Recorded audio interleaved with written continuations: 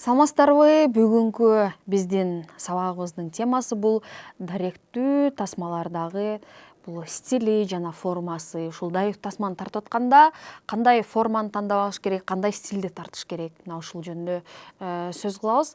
Негизи ушул даректүү тасмалардын мындай стилистикасы, формасы жөнүндө кененирээк айтканда бул абдан маанилүү, маңыздуу, абдан керектүү жана бул ушул биз көрүүчүлөргө көрсөтүп аткан атайын бир мындай формасын, атайын ушул бир стилин, мүнөздөмөсүн айтып бергенге аракет кылышыбыз керек да.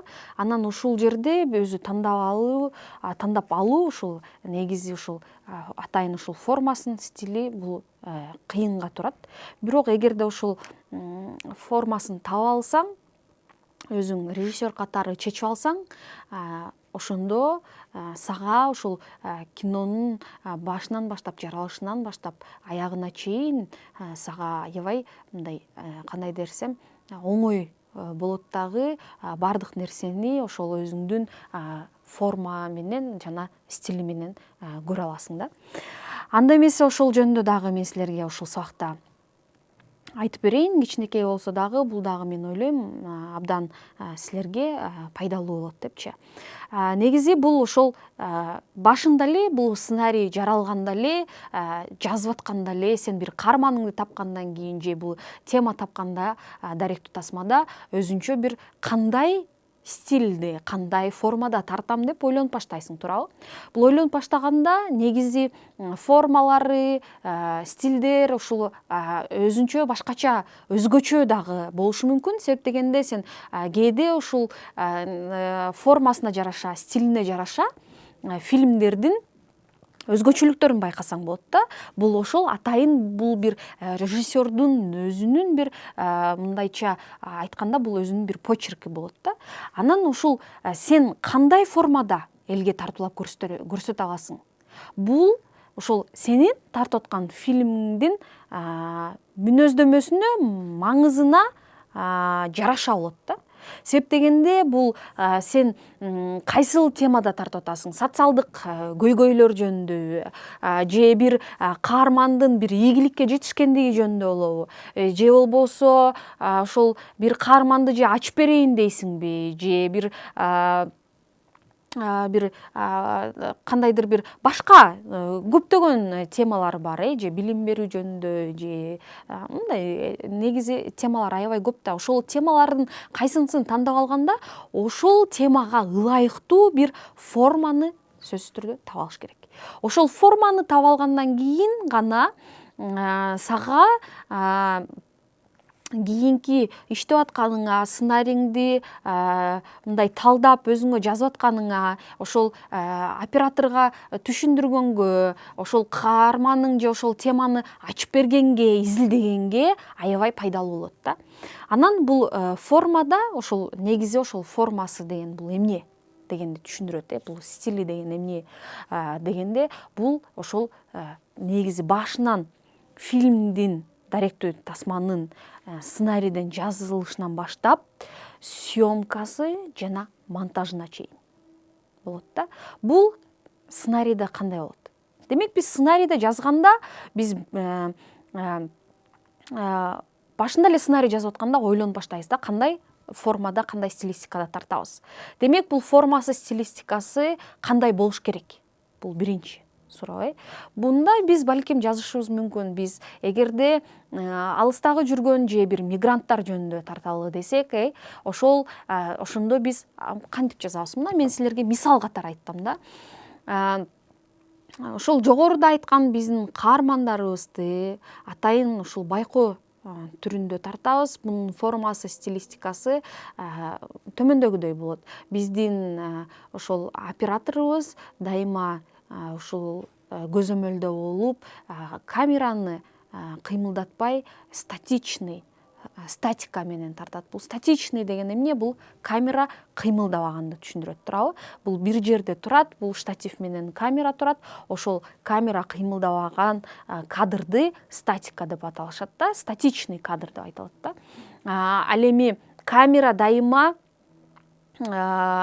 же биз камера дайыма кыймылдап турат, камера дайыма кыймылдаа болот деп айта турган болсок, анда дайыма биз камераны колго алып, ошол мындай орусча айтканда ручной деп коет, мындай колго кармап алып, ошол кол менен колубузда болот дагы, ошол сен ошол каармандын же ошол тартып аткан темаңдын аңдып ошол менен жүрөсүң да биргеликтечи. Ошондуктан бул оператордук жактан дагы ошол форманы дагы стилди дагы тактап алыш керек болот да.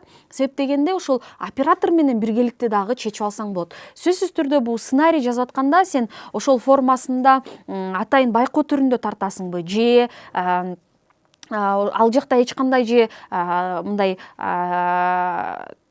неменин каармандын баяндамасы аркылуу берилет. Мисалы үчүн кадрдын сыртында каарман сүйлөп турат.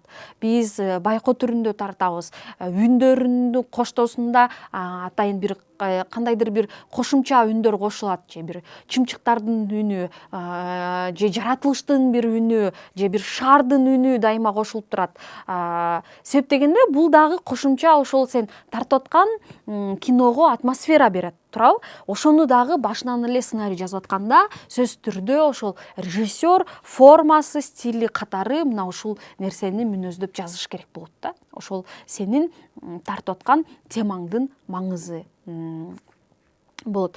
Ошол эле учурда сен сценарийде ушул мүнөздөмөнү жазгандан кийин сен оператор менен биргеликте сүйлөшүүлөрдү жүргүзөсүң. Кандай тартабыз? Мисалы үчүн дайыма биздин кадрыбыз балким общий планда, мен мурунку сабактарда айткан болчумун, общий планда бул сөзсүз түрдө баардык кадрга ошол тартылып аткан, же мына мен тартылып атсам, мен азыр силерге ушундай тартылып атсам керек, мындай. Бул деген ошол средний план болот да. Ал эми общий план болгондо бул бүткүл мени тартат да, башыман баштап ушул бутума чейин да. Ал эми болсо крупный план болгондо мондой планда болот да. Ошондуктан кандай пландарды, ушул нерселерди колдонсок болот? Общий планды көбүрөөк колдонобузбу, же ушул средний планды көбүрөөк колдонобузбу, же крупный планды көбүрөөк колдонобузбу?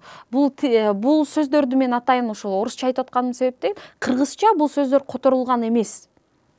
Ошондуктан бул сөздөрдү мен силерге орус тилинде түшүндүрүп айтып атам. Ушул пландарда кандай пландарды колдоносуң? Мына ушул нерселерди сөзсүз түрдө режиссер менен оператор биргеликте чечип алыш керек болот. Себеп дегенде бул формасында бир өзгөчөлүктөр пайда болсо, көз караштарда бир кандайдыр бир өзгөчөлүктөр пайда болсо, бул оператордун дагы өзүнүн айта турган ою болот. Балким оператор дагы бир башкача бир өзүнчө форманы же бир стилди табып бергенге аракет кылат.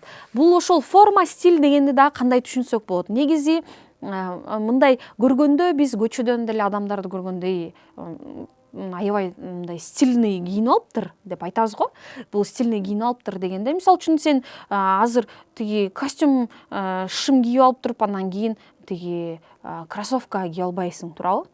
Ошол костюм шым кийип алып кроссовканы кийсең жарашпай калат да, мындай классика болуп кетип атты беле, анан кийин классика болбой калды да. Спорт болуп кетти бул жагычы. Ошондуктан кино дагы ошондой болуп калбаш үчүн сөзсүз түрдө башынан аягына чейин бир стилде болуш керек. Эгерде сен дайыма кинолоруңдун барында ушул общий планды колдоном десең, демек ошол фильмиңдин башынан аягына чейин ошол общий пландар менен тартканга аракет кылышың керек. Ошондо гана сен айта турган оюңду, өзүңдүн стилиңди, өзүңдүн формаңды кармап алып, мына ошол менен биргеликте бир кетип аткан болосуң. Ошондо көрүп аткан көрүүчүлөргө жагымдуу жана көрүүчүлөргө окуганга, ошол кадрларды окуганга, үчүнчүдөн мындай түшүнгөнгө туура болот да. Түшүнгөнгө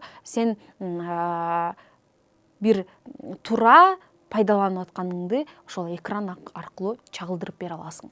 Андан кийин же дайыма бир динамикада болуп, дайыма бир движенияда болуп, кыймыл аракетте болушу мүмкүн, туурабы? Ушул камера дайыма кыймыл аракетте болгон формада, стилистикада тартса болот. Себеп дегенде ошол бул деген камера дайыма кыймыл аракетте, балким ошол темадагы бир кандайдыр бир мындай бир кыймыл аракетте боло турган бир негиздерди бир же бир ошол каарманды баяндап берип атат. Анан ошол каарман же спортчу болсо, же бир ырдайт, же ошол дайыма кыймыл аракетте жүргөн каарман болсо, ошондагы ушундай бир кыймыл аракетте, дайыма камера кыймыл аракетте болгон бир сен же камера бир жерде турбай, бир панорамалар менен тартасың,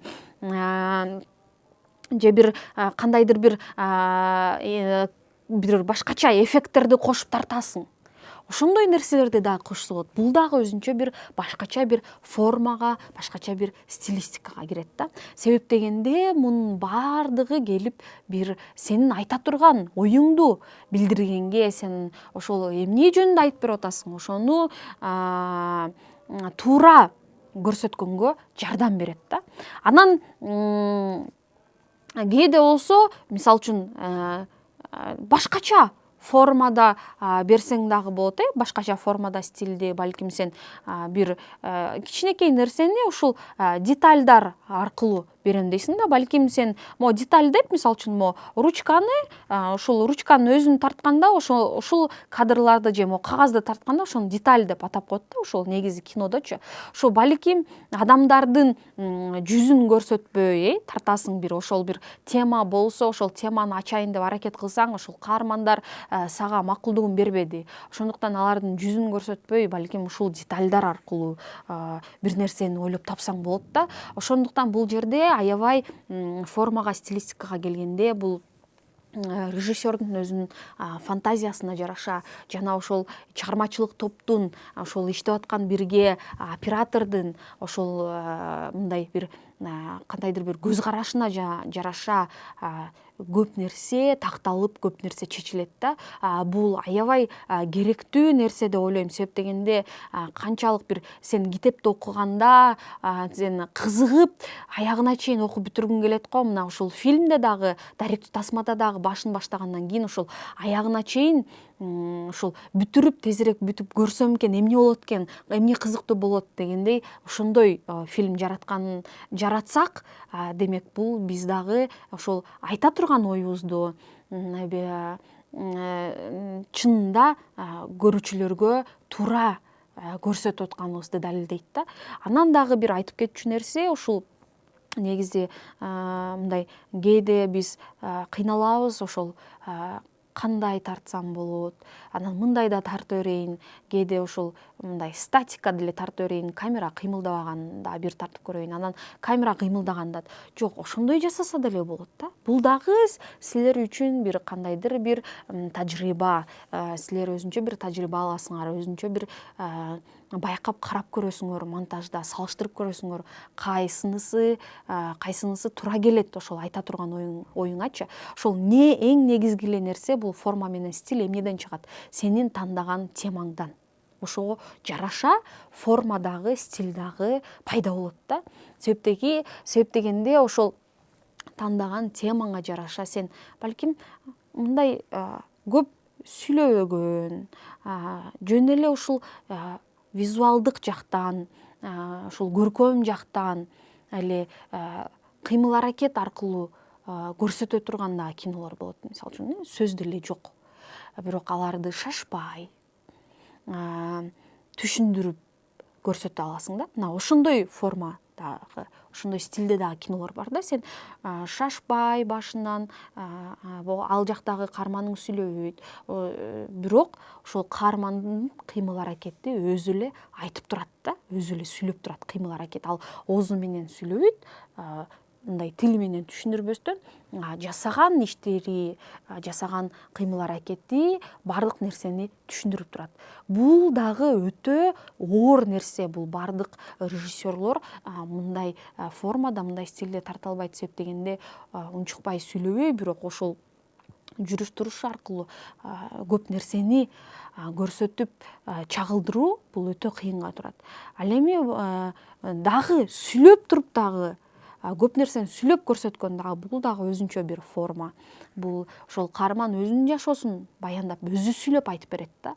Мына ошону дагы туура колдонгонго, туура бир формасын тапканга аракет кылыш керек да. Ошондуктан силер башынан эле темаңарды тандап алганда сөзсүз түрдө формасы, стилистикасы кандай болуш керек. Ошол форма стилистикасын туура колдонгонго сен кандай камера кыймылдабай тартасыңбы, же камера дайыма кыймыл аракетте болобу, же сенин кадрларың баары общий планда болобу, же кадрларың баары ушундай бир крупный планда тартасыңбы. Ошонун баардыгын сөзсүз түрдө ошол чыгармачылык топ менен, операторуң менен сөзсүз түрдө сүйлөшүп алып туруп, анан бир чечим чыгарып туруп, анан ошондон улам съемкага кийлишсең болот да, ошол съемкага кетсең болот. Ошондо сен съемка учурунда ошол сүйлөшүүлөрдүн баардыгы сөзсүз түрдө колдонуш керек болот.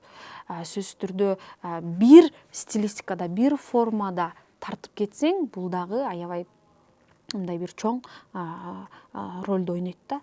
Бирок ошол даректүү тасмада кээде дагы мындай бул деген реалдуу нерсени, реалдуу адамдарды тартып атканда кээде ушундай нерселер болуп калат.